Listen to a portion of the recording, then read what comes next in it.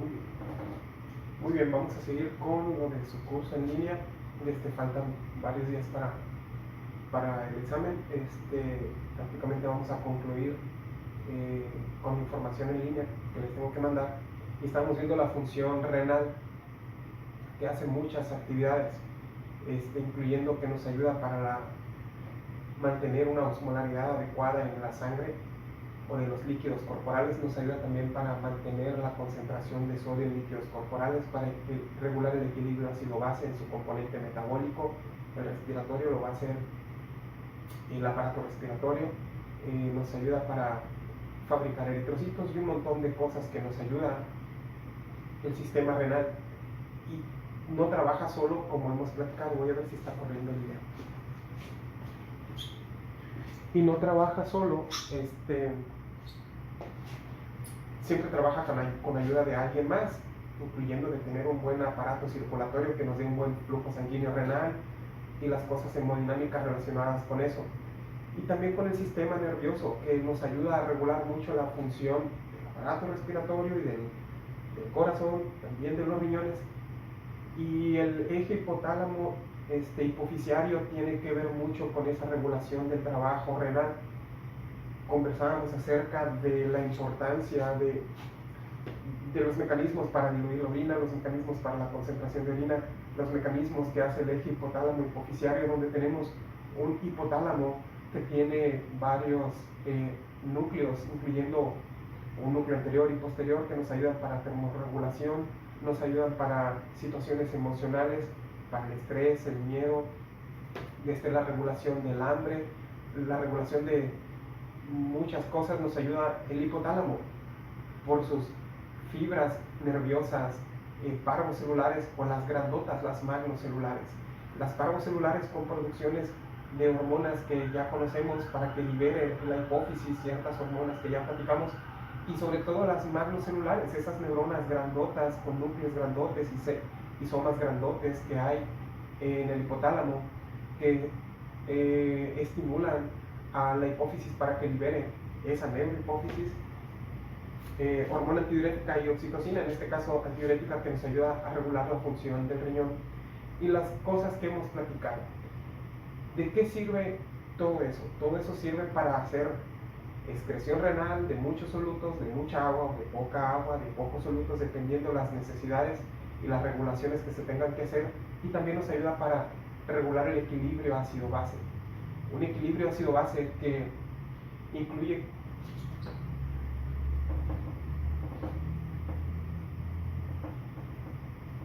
que hay que regular la concentración de hidrogeniones, así como tenemos que mantener constante en nuestros líquidos corporales el sodio sérico entre 135 y 145 miliequivalentes por decilitro, y el potasio sérico de 3 a 5 miliequivalentes por decilitro, y el cloro 110, y el calcio 10, y el bicarbonato de 18 a 20, y cada electrolito se tiene que mantener en su constante normal en la sangre, pero también en el líquido intracelular, con mucho más potasio en el líquido intracelular que lo que hay afuera del líquido intracelular, es decir, en el líquido extracelular.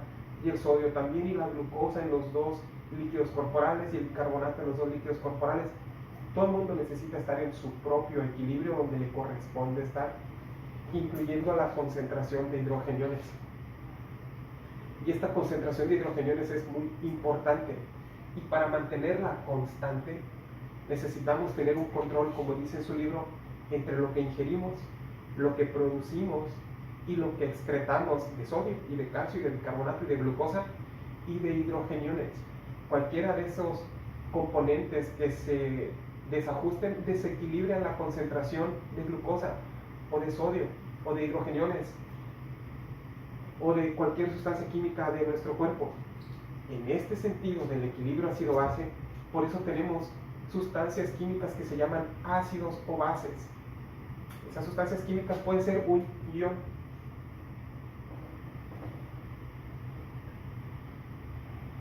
que se comporta como un ácido porque tiene carga positiva, o puede ser una molécula.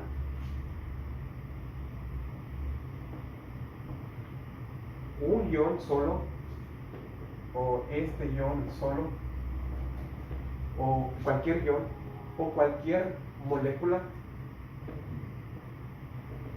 Un ion o una molécula tiene cualidad de ser ácido o ser base, es decir, tiene la capacidad de ceder hidrogeniones o electrones, o aceptar electrones o aceptar hidrogeniones a ese ion o a esa molécula. La rapidez o la facilidad que tengas para aceptar hidrógenos, o la facilidad o rapidez que tengas para darlos, te va a dar la cualidad de ser ácido o ser base, tú que eres un ion o tú que eres una molécula. Si acepto rápido hidrogeniones o si rápido cedo hidrogeniones, me convierte en una molécula o en un ion ácido, o me convierte en una molécula o en un ion base. Y tenemos ácidos que son fuertes y tenemos ácidos que son débiles y tenemos bases que son fuertes y tenemos bases que son débiles. Eso significa que si eres un ácido fuerte, tienes la capacidad de agarrar electrones o hidrogeniones o cederlos. Soy un ácido, los voy a ceder y los voy a ceder rapidísimo. Si yo soy un ácido débil, cedo hidrogeniones, pero más despacito, no soy tan ácido. Si yo soy una base fuerte, agarro hidrogeniones, quito acidez y agarro hidrogeniones y lo hago bien rápido. Pero si soy una base débil, agarro hidrogeniones, pero bien despacito. Soy una base débil. ¿Qué ácido fuerte les viene a la mente? Pues el ácido clorhídrico. El ácido clorhídrico se separa en ácidos y en cloros en la panza, y ahí andan los ácidos haciéndonos daño de acidez en el estómago. Es una base, es un ácido que se considera un ácido fuerte. Un ácido débil es el ácido carbónico. Porque ustedes ya saben que en cuanto le ponen algo por ahí que se llama anhidrasa carbónica, me voy a disociar en un hidrogenión y en un bicarbonatito, y ya dejé de ser ácido, dejé de ser el ácido débil que yo era, y me convertí en dos cosas, una ácida y incluso una que es una buena base. Si yo tengo bases, tengo también bases fuertes y tengo también bases débiles. Una base fuerte sería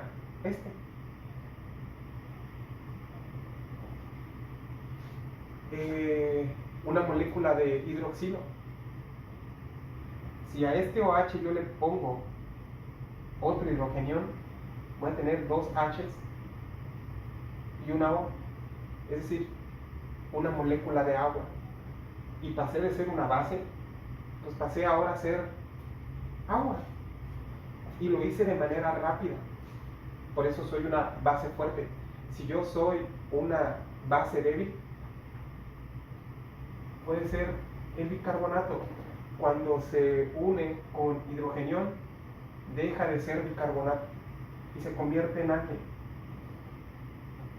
en ácido carbónico. Pasas de ser base a ser ácido, porque estoy aceptando a alguien, estoy aceptando hidrogeniones, y al aceptar a hidrogeniones me convierte en una base, en este caso me convierte en una base débil. Y estos mecanismos de conversión de sustancias químicas, bases fuertes a base débil, o de ácido fuerte a ácido débil, o de entre ácidos y bases, esto nos permite mantener una concentración de hidrogeniones, como platicábamos al principio, más o menos constante todo el tiempo. Porque cuando yo ingiera más o produzca más hidrogeniones, o ingiero menos o produzco menos, alguien me los va a compensar, el sistema de amortiguadores, para mantener constantes mis ácidos y mis bases corporales. Y si yo mantengo mi concentración de hidrogeniones de manera adecuada en mi cuerpo, voy a mantener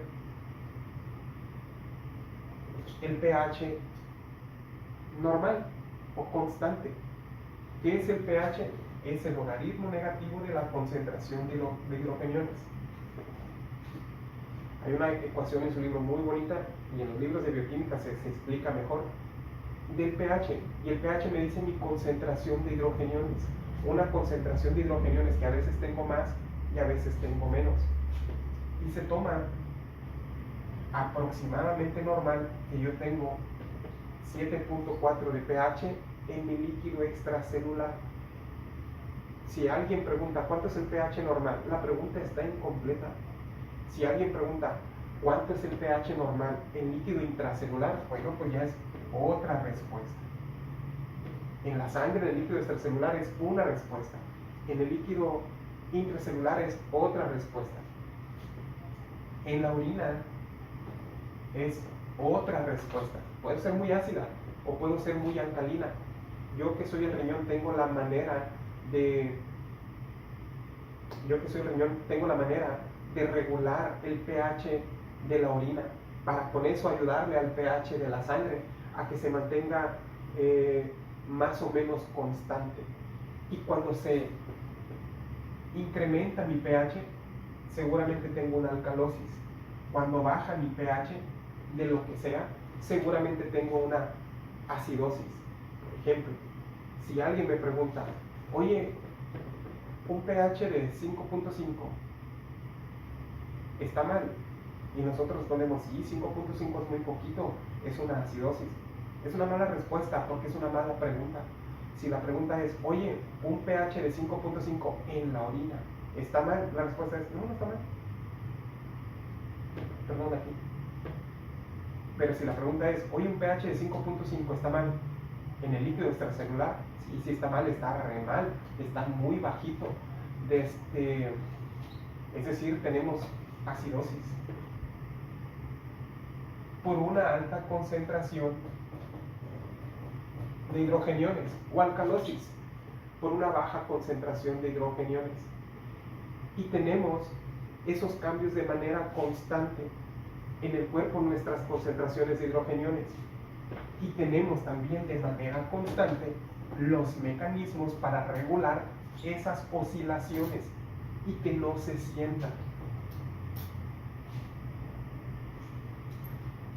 Y tratar de mantener un pH más o menos constante. Tenemos diferentes mecanismos que nos ayudan para solventar estos problemas. Uno de ellos es el mecanismo que hay en los líquidos corporales, en el líquido extracelular y en el líquido intracelular. En el líquido extracelular tenemos diferentes mecanismos, como el sistema del bicarbonato.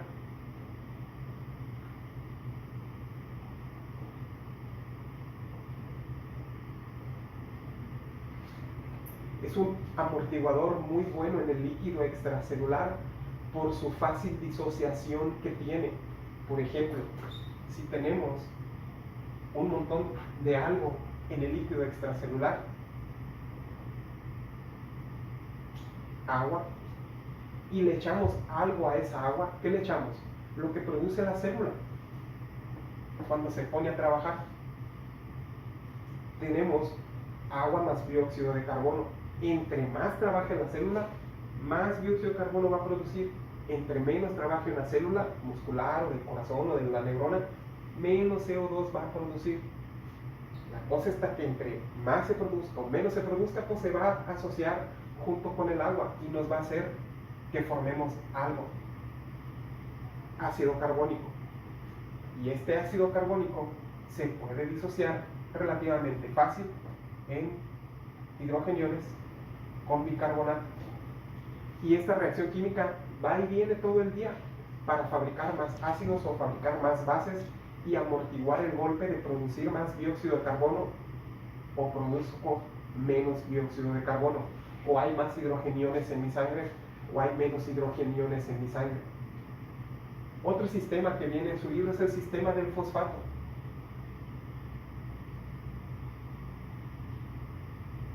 Pero este trabaja sobre todo a nivel renal, no en el líquido extracelular. ¿Por qué? Porque por el mecanismo de filtración glomerular va a pasar el fosfato por filtración glomerular al túbulo proximal y al asa de Henle y al túbulo distal y al túbulo colector y a los conductos colectores, tanto corticales como medulares, y se va concentrando el fosfato adentro de los tubos. Y al concentrarse, tiene la manera de reaccionar con sustancias químicas. Y va a reaccionar con sustancias ácidas o básicas que estén en la orina. ¿Qué va a haber más? ¿Sustancias básicas o ácidas que haya en la orina? Pues dependiendo cómo esté mi cuerpo, yo voy a filtrar a los tubos lo que está produciendo todo mi cuerpo. Poquito dióxido de carbono porque estoy dormido. Un friego de dióxido de carbono y un friego de hidrogeniones o algo porque estoy corriendo y jugando fútbol. Y un montón de agua porque tomé mucha agua o poquita agua, o mucha glucosa o poquita glucosa. Voy a filtrar lo que tenga en mi cuerpo. Ya filtrado mi cuerpo, el sistema del fosfato por reacciones químicas e irse concentrando el fosfato a nivel renal, tubular renal, puede reaccionar con esas sustancias químicas ácidas o básicas. Y al hacerlo puede convertir ácidos fuertes en ácidos débiles o bases fuertes en bases débiles a nivel tubular del riñón, no a nivel de líquido extracelular. Es más importante el sistema del bicarbonato en eso. Y en el líquido intracelular tenemos el sistema de las proteínas. ¿Por qué tenemos este sistema de las proteínas como amortiguador en los líquidos corporales de manera intracelular? Porque lo que abunda dentro de la célula es agua, líquido intracelular. ¿Qué más abunda dentro de la célula? Proteínas. Ahí está la proteinototota, el ADN. Y están todas las proteínas que forman parte de la estructura del aparato de Golgi y del retículo endoplásmico rugoso y del retículo endoplásmico liso y de las mitocondrias y de los ribosomas. Tenemos un montón de estructuras y todas están llenas de proteínas. Lo que nos sobra dentro de las células son proteínas que están hechas de aminoácidos que generalmente tienen carga negativa, que reaccionan con alguien que tenga carga positiva. Con hidrogeniones y nos ayudan a regular de manera intracelular estos posibles desequilibrios ácido-base intracelulares. Un ejemplo de estas proteínas también es la hemoglobina que reacciona con el hidrogenión y con los hidrogeniones y nos ayuda a amortiguar estos cambios de pH. Otro mecanismo importante es el mecanismo del sistema respiratorio.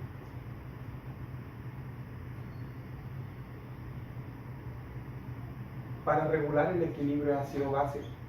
Es decir, si nosotros tenemos un desequilibrio ácido-base, seguramente es el equilibrio ácido-base tiene dos componentes fundamentales, el respiratorio y el metabólico. Y tanto uno como el otro se pueden compensar uno al otro. Si yo tengo un problema de desequilibrio ácido-base, como les puse el pH aquí, puede tener acidosis o alcalosis. ¿De dónde se originó? No sé. A lo mejor fue un problema respiratorio o a lo mejor fue un problema renal, metabólico. ¿Quién lo va a compensar? El problema renal me lo compensa este, mi problema respiratorio me lo compensa el otro, el sistema renal.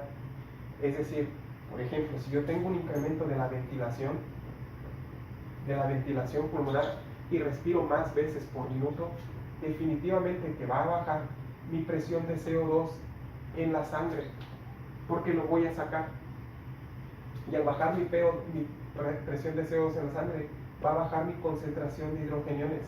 Y al bajar la concentración de hidrogeniones, lo más probable es que me dé una alcalosis. Eso se puede ver, no sé si han visto personas en la tele o algo que corren mucho y están hiperventilando. Y después no pueden respirar. Están conscientes y están despiertos, pero no tienen esfuerzo respiratorio. Y se caen, se pueden hasta desmayar, hasta que dejen de ventilar. Se te junta el CO2 en la sangre y ese CO2 vaya y estimule tu centro respiratorio para que vuelvas a respirar. Eso le pasa a las personas que generalmente no hacen mucho ejercicio. O hay veces que tengo menos ventilación, es decir, respiro menos veces por minuto. ¿Qué le pasa a mi presión de CO2 en la sangre? Se va a incrementar. Si se incrementa mi presión de CO2 en la sangre, lo más probable es que me dé una acidosis. Y alguien me la tiene que compensar, el riñón tiene que hacer su trabajo cuando tengo una acidosis respiratoria, eliminando ácidos, son de todo hidrogeniones, porque tienen los mecanismos para excretar hidrogeniones, que ya los conocen ustedes. Este mecanismo respiratorio es muy importante, porque hay veces que mi cuerpo trabaja poco, hay veces que mi cuerpo trabaja más. Nada más voy a ver que esté corriendo si a veces estoy trabajando poco, produzco poco dióxido de carbono. Si trabajo más, la célula produce más dióxido de carbono. Y al producir mucho CO2, seguramente voy a tener un incremento de la presión de CO2 en la sangre. Ese incremento de la presión de CO2 en la sangre va a hacer que incrementen mis hidrogeniones en la sangre. Si incrementan mis hidrogeniones en la sangre, seguramente se va a incrementar el estímulo que tengo del sistema nervioso para que se incremente mi ventilación pulmonar y elimine el CO2 que están produciendo mis células.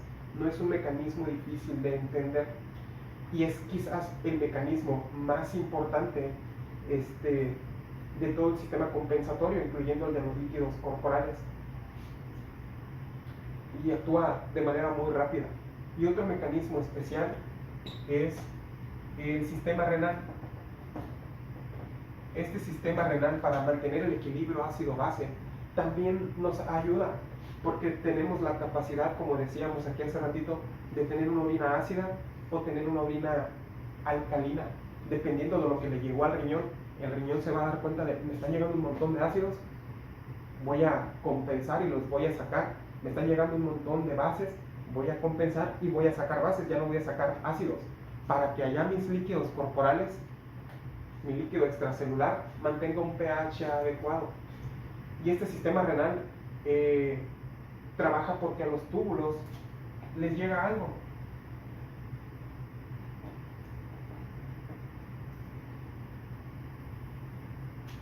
Les llega sodio, potasio, bicarbonato, agua, glucosa, aminoácidos, no les llega proteínas, les llega un montón de cosas. Y esas cosas que llegan a los tubos pueden reaccionar de manera química.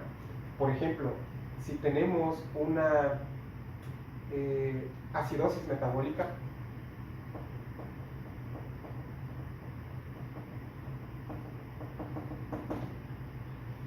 ¿qué es lo que va a hacer el riñón? Bien, platicamos.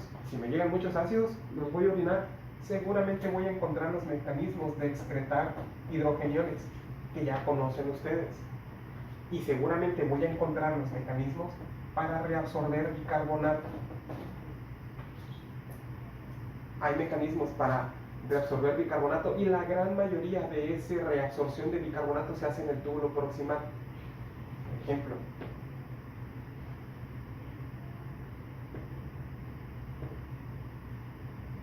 si tenemos una célula epitelial del túbulo proximal, bueno, también lo mismo sucede con la alcalosis metabólica. Si me llegan muchas bases, seguramente voy a encontrar la manera de excretar bicarbonato y voy a encontrar la manera de reabsorber hidrogeniones en el riñón. En el túbulo proximal se hace la gran reabsorción de bicarbonato y se hace por reacciones químicas que ya conocen ustedes. Si tenemos una filtración glomerular donde pasa al tubo todo, el azúcar, el agua, el sodio, el potasio, pues el túbulo proximal va a hacer sus mecanismos de reabsorción que ya conocen ustedes. Si tenemos una proteína en la membrana luminal, diferenciarla de la membrana vasolateral, por un mecanismo podemos introducir sodio y sacar hidrogeniones por un antitransporte o transporte activo secundario y absorbemos sodio, un sodio que se va a salir por la ATPasa de sodio y potasio de la membrana vasolateral, y este hidrogenión se va a juntar con alguien que se filtró. ¿Quién se filtró hacia el tubo? Pues todo, y no se va a mezclar con la glucosa, ni con el aminoácido, ni con no sé quién. Se va a juntar con el bicarbonato. Y al juntarse el bicarbonato con los hidrogeniones por medio de reacciones químicas, va a formar ácido carbónico. un ácido carbónico que rápidamente se va a disociar en agua y en CO2. Un CO2 que, ya saben ustedes, difunde rápido por las membranas celulares o difunde lento. Rápido, mucho más rápido que el oxígeno, 20 veces más rápido que el oxígeno, ya lo habíamos platicado. ¿Por cuál membrana celular? Pues la que se encuentre, ya se encontró una aquí en el túbulo proximal. Y se mete este CO2 y va a reaccionar ¿con quién? Con el que abunda dentro de la célula epitelial de este túbulo proximal. ¿Qué abunda dentro? Pues el agua. Si se junta el CO2 y el agua, van a formar una sustancia química que se llama ácido carbónico, el cual se disocia rápidamente en un hidrogenión que se va a terminar de salir de la célula en algún momento, y un bicarbonato que se va a terminar de absorber hacia los capilares peritubulares. El bicarbonato. Y esa es la manera en que reabsorbemos bicarbonato cuando tenemos un problema de acidosis, para compensarlo. Y se absorbe mucho bicarbonato.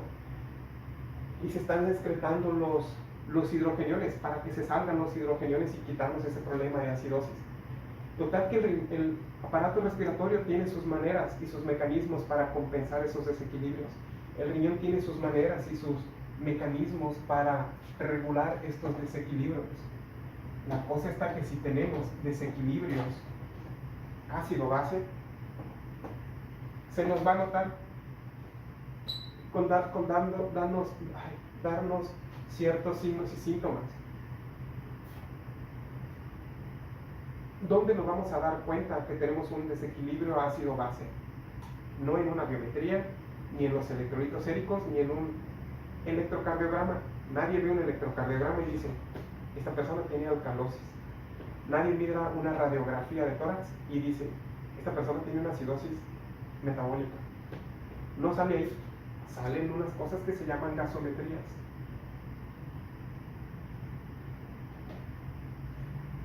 Y esa gasometría nos sirve para muchas cosas. Es un estudio que nos reporta ciertas cosas. No es un estudio para ver los hidrogeniones, o no es para ver los ácidos o las bases, o no es para ver cómo está el equilibrio ácido-base en la sangre arterial. Es un estudio para ver el equilibrio ácido-base en los líquidos corporales, ya sea una muestra de sangre arterial o de sangre venosa o de sangre capilar. Y también nos muestra otras cosas que no tienen nada que ver con el equilibrio ácido-base. Nos dice cómo está la glucosa. Ahí viene en el reporte de la gasometría, ahí viene la glucosa, pero no tiene nada que ver con el equilibrio ácido-base. Y nos reporta el sodio y el potasio y otras cosas. Obviamente nos reporta componentes que tienen que ver con el equilibrio ácido-base, incluyendo el CO2, incluyendo el bicarbonato, el exceso de base y otras cosas. La primera situación es, ¿qué nos reporta una gasometría? Pues no nos reporta los gases en la sangre, nos reporta un montón de cosas. Nos reporta el pH, la PCO2, la PO2, el bicarbonato, el exceso de base, la glucosa, el lactato, muy importante, el sodio, el potasio, el cloro, el calcio, el gradiente alveolo-arterial, la diferencia arterio-alveolar de oxígeno, el gradiente, el índice de oxigenación y otros componentes que nos ayudan mucho para saber el funcionamiento pulmonar y la mecánica ventilatoria. No nada más los gases sanguíneos. No nada más es el estudio que nos dice los gases sanguíneos. Pues no es cierto, nos dice más cosas que gases sanguíneos. Y puede ser del pipí, una gasometría, tomas la muestra del pipí, entonces no es un estudio para ver los gases sanguíneos, pues también es de la orina o de lo que sea. Es decir, es un estudio para conocer el componente ácido-base de la muestra que tomaste, sea de sangre o arterial o venoso capilar, o sea de la orina o de líquido sinovial, de líquido cefalorraquídeo, de donde hayas tomado la muestra. Y al final de cuentas nos reporta un montón de cosas y nos vamos a reducir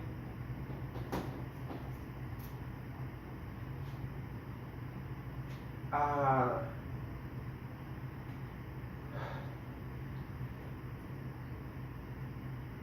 estos componentes que tienen que ver con el tema de sus clases. La siguiente elemento es cuál es una gasometría normal. Eso se los hubiera preguntado en la clase y seguramente hubiera tenido alguna respuesta. Si ustedes les preguntan a un doctor cuál es una gasometría normal, seguramente les van a decir, pues un pH de 7.40, una PCO2 de 45 o de 40, una PO2 de 95, milímetros de mercurio, bicarbonato de 18 a 22, el exceso de base de más 6 a menos 6 y el lactato hasta 3 o hasta 6. Eso es mentira, es verdad y es mentira. Como todas las preguntas que hemos formulado durante los semestres, hay que hacer una pregunta más clara para tener una respuesta más clara o hacer una mejor pregunta para tener una mejor respuesta. Esta es una gasometría normal, arterial, de un adulto y se acabó. Si se la tomas en la vena al mismo adulto o en sangre capilar, es una gasometría diferente. Es decir, difícilmente, si alguien me dice que el 740 es normal, pues yo le voy a preguntar, 741, ¿está mal? 739, ¿está enferma esa persona? Pues va a sonar a que no está tan enferma. Entonces, al final de cuentas, generalmente hay rangos de normalidad, más o menos de 7.35 a 7.45, más o menos de 40 a 45, más o menos de 90 a 100, más o menos de 18 a 22, de más 6 a menos 6 y más o menos entre 1 y 6. Entonces ya tenemos unos rangos, pero esta es una gasometría arterial. Si fuera una gasometría venosa, quizás fuera 7.35 a 7.45, quizás fuera de 45 a 55, quizás fuera venosa de 75 a 85, quizás fuera de 18 a 22, de más 6 a menos 6 y de 1 a 6 de lactato. Si se fijan, son dos gasometrías diferentes y las dos son normales, porque una es arterial y una es venosa. O si ponemos capilar, seguramente tenemos un intermedio entre una cosa y la otra cosa. En la sangre venosa está menos oxigenada. La sangre venosa tiene más dióxido de carbono. La sangre arterial está más oxigenada. La sangre venosa está menos oxigenada. Pero estos no cambian. El pH no tiene que cambiar porque tenemos los diferentes sistemas de amortiguación que nos ayudan a que no cambien estos pHs. Incluso aunque sea capilar, se supone que para eso están trabajando mis sistemas de amortiguación, para mantener adecuados mis pHs en mis líquidos corporales, incluyendo en el líquido intracelular, incluyendo en todas partes. Cambia su oxigenación y esas cosas, dependiendo del consumo de oxígeno en los tejidos o la entrega de oxígeno en la hemoglobina u otros detalles. Por ejemplo, si vemos que tenemos aquí una gasometría de 7.15 con una presión de CO2 de 44 y una PO2 de 32 y un bicarbonato de 19 y un exceso de base de 5 y un lactato de 2, decimos, esta gasometría, pobrecito, se está muriendo, hasta le falta oxígeno a la persona y lo que sea. Y no es cierto, es una gasometría normal, pero se la tomaron a un niño del cordón umbilical. Se la tomaron en cuanto nació, se la tomaron de la arteria umbilical y me dio ese resultado. Pues está bien que se vaya con su mamá ese niño. Si a lo mejor tomamos una gasometría y me reportan 7.47, 65, 47, 18, 4, 3. Y me dicen, no, pues aquí tiene el pH un poquito alto, el CO2 está requete alto, el oxígeno está bajo, esta persona se va a morir, está muy mal. No es cierto. A lo mejor es una gasometría de un niño. se la tomé capilar. Es un niño que no se la tomé del cordón, no acaba de nacer, ya tiene 20 días de vida o lo que tenga. Y el niño tiene CO2 alto, pero yo se lo voy a permitir. Yo se lo voy a permitir bajo un concepto de hipercarbia permisiva. Es decir, cuando yo tengo el CO2 alto, se llama hipercarbia. Cuando tengo un CO2 bajo, se llama hipocarbia. Cuando tengo un oxígeno alto, se llama hiperhipoxia. No, perdón, hiperoxia. Y si tengo la presión de oxígeno baja en mi sangre, se llama hipoxia. Entonces yo le puedo permitir a ese niño una gasometría capilar, y como es capilar no tiene por qué estar súper oxigenada, pues, porque no es arterial. Esa gasometría fea puede ser normal. Es decir, si la pregunta es, oye, ¿cómo es una gasometría normal? Es una pregunta absurda, cortita, mal hecha, porque hay un montón de gasometrías normales, dependiendo a quién se la tomaron y cuándo se la tomaron y en qué condiciones se la tomaron. Eso nos hace ver que hay que ver siempre, como hemos platicado, las cosas con detalle.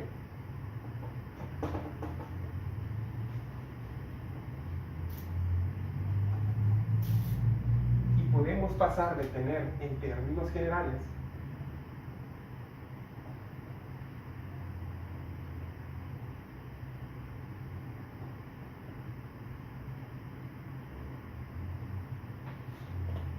ciertas gasometrías y ciertos problemas.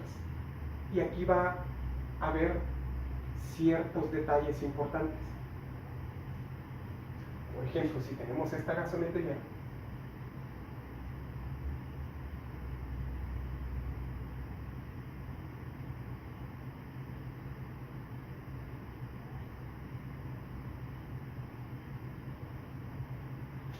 ¿cuál es el diagnóstico de esa gasometría? El diagnóstico es que es una gasometría normal.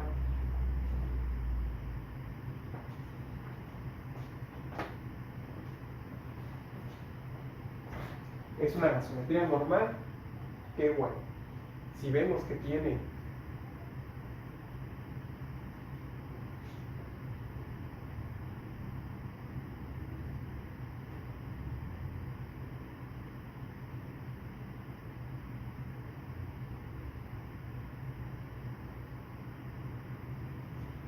este resultado, pH de 7,56, PCO2 de 31, PO2 de 93, bicarbonato de 19,6, exceso de base 3,4, ¿cuál es el diagnóstico? Está bien fácil. Esta persona tiene una alcalosis respiratoria.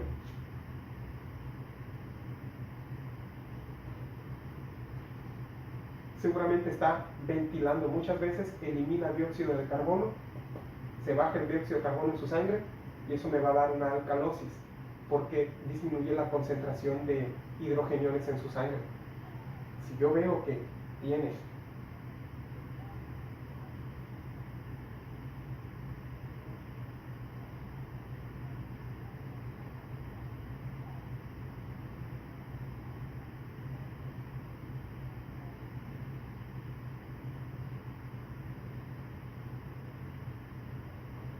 esta gasometría con un pH de 7,22, CO2 de 42,5, presión de oxígeno 97, bicarbonato 9,3, exceso de base 5,2 y todo de ahí para abajo, todo lo que se quiera reportar, que platicamos que se reporta. ¿Qué es lo que tiene? Está bien fácil.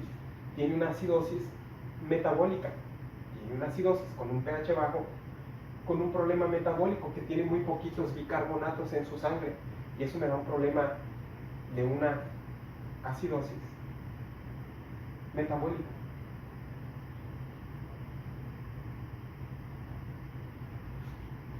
¿Qué me lo va a compensar el riñón? Porque es un problema metabólico. Este problema respiratorio me lo va a compensar el riñón respiratorio, me lo compensa el riñón, y este metabólico me lo compensa el aparato respiratorio.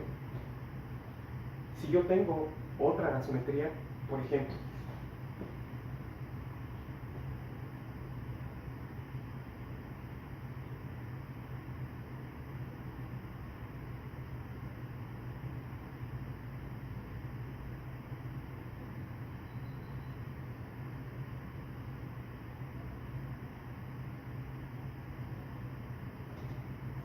Está bien fácil. ¿Qué es lo que tengo con esta gasometría? Tengo una acidosis respiratoria. ¿Por qué? Porque aquí el CO2 estaba bien, los oxígenos estaban bien, pero aquí tengo una acidosis con un pH bajo, con un problema respiratorio con CO2 alto. A lo mejor tengo una neumonía, a lo mejor tengo un cáncer de pulmón, a lo mejor fumo mucho, lo que sea, está haciendo que mi pulmón no haga bien su trabajo y no ande eliminando dióxidos de carbono que debería de hacerlo. Los conservo en mi cuerpo y me da una acidosis respiratoria. Y se nota, porque me da hipoxia, es decir, me falta oxigenito en mi sangre. No tengo una adecuada ventilación pulmonar y ni saco dióxido de carbono ni meto oxígeno y anda mi pulmón muy mal. Esta es una acidosis respiratoria. Si yo tengo, por ejemplo,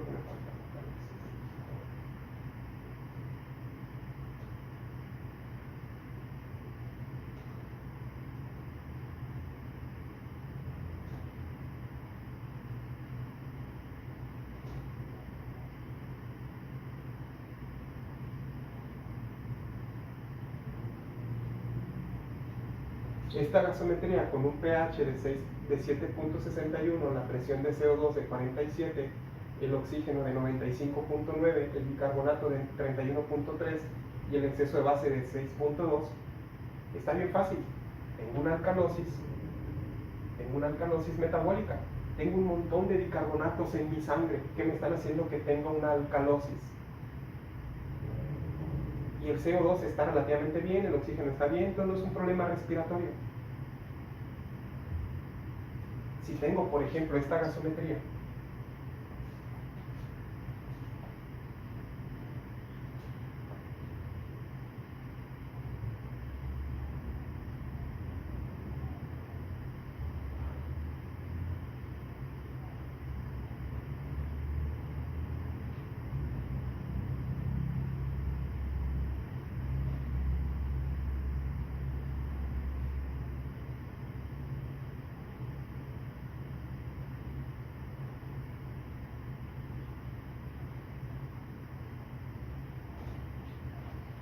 ¿qué tiene esta gasometría? Tiene varias cosas raras. Tiene pH de 7.61, tiene PCO2 de 69.7, tiene oxígeno de 95.9, tiene bicarbonato de 31.3, tiene exceso de base de 6.2. Y aquí hay varios puntos. Uno, hemos platicado en su salón y les he hecho muchas veces el ejemplo de que decimos cosas como si fueran lo mismo, pero no son lo mismo, que generalmente estamos en un escenario X, pero debemos estar en el otro escenario viendo más finezas y eso, y que generalmente de manera recurrente caemos muchas veces en las mismas circunstancias o los mismos errores o algo así. Uno de ellos se presenta aquí, pero está bien fácil. ¿Qué tiene esta gasometría? Y empezamos a decir, a creer, a pensar, o me dicen, o se escucha, o se me hace. Todas esas cosas no sirven de nada. La respuesta es lo que es. ¿Qué es lo que tiene? Tiene una alcalosis. Y alguien puede decir, ¿cómo puede tener alcalosis si tiene el CO2 alto? Si tiene hipercarbia, debería tener acidosis. Pero ¿por qué va a tener hipercarbia y tiene una buena oxigenación? ¿Por qué va a estar ventilando mal, reteniendo CO2 y ventilando bien y metiendo buen oxígeno? Ah, caray. Oye, pero tiene una alcalosis, pero es metabólica. O tiene alcalosis metabólica o debería de tener una acidosis por el CO2 tan alto. El se me hace, debería, está oxigenando bien, perdón, está ventilando bien, está ventilando mal. Si está ventilando mal, debería de tener hipoxemia, pero no la tiene. Entonces está mal el 95. Nos podemos estar 28 años diciendo que yo creo, se supone, me parece. Es lo que es y es lo que tiene. ¿Qué tiene esta persona? Una alcalosis metabólica. Este CO2 alto me da esta alcalosis. El CO2 alto me debería de dar lo que ya saben ustedes, acidosis. Pero ¿cómo es posible que tenga 69 de CO2 y muy mal su ventilación, pero muy buena su ventilación con el oxígeno? Ah, pues así está. Eso es lo que es. A lo mejor está intubado y le están poniendo un montón de oxígeno en un ventilador para que oxigene, pero sigue produciendo mucho CO2 o algo así, o no lo está eliminando. Oye, pero es que debería estar hipóxico, debería, pero no lo está. Y ese bicarbonato pues no lo está eliminando, lo está, y es el que me tiene alcalótico. Y el exceso de base está bien.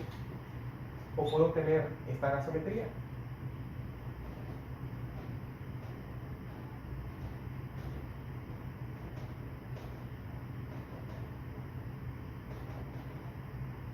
¿Qué vemos en esta gasometría? pH de 7,18, PCO2 de 69,7, PO2 de 95,9, bicarbonato de 31,3, exceso de base de 6,2. ¿Qué vemos? Que es la misma gasometría. Es que no debería de tener buena oxigenación si está ventilando mal y está reteniendo CO2. No puede tener acidosis con tanto bicarbonato. ¿Por qué no? O sea, ahí te está diciendo que sí la tiene. Esta persona es la misma gasometría, lo único que cambió fue esto. Yo tengo una acidosis de origen respiratorio y yo tengo una alcalosis de origen metabólico. Vamos a ver al rato si compensa el riñón, vamos a ver al rato si compensa el aparato respiratorio. Yo pienso, se supone, debería